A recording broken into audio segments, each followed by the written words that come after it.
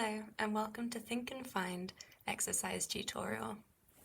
Here we are in the exercise settings for Think and Find, where you can adjust how many choices that you will have in your exercise. You can have up to a number of 5 choices. Let's start with 3.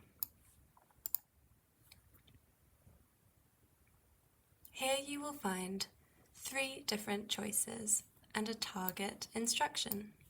Can you find the elephant with blue ears? Here you will ask your child to look for an elephant with blue ears. Once they have found him, you click on the correct option.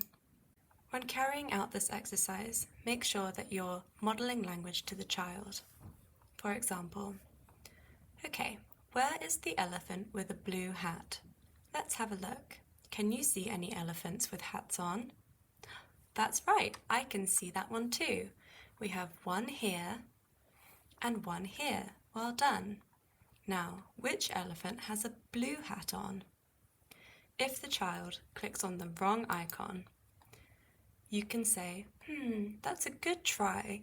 The elephant definitely has a hat on, but is this hat blue or is it yellow? That's right, it's yellow. So where's the elephant with the blue hat? There it is, well done. You found it. That elephant has a blue hat on. If it gets too difficult, you can change the selection by clicking on the button in the top right-hand corner, and this will give you a new target exercise to practice. You can also click on the tips icon in the top right-hand corner, which will tell you exactly how to carry out this exercise and what it's working on. You can also at any point click on the exercise settings and adjust it to suit your child's needs. If they're finding an option of 3 choices too difficult, you can decrease the number. If they're finding 3 choices or 2 choices too easy, you can increase the number of choices.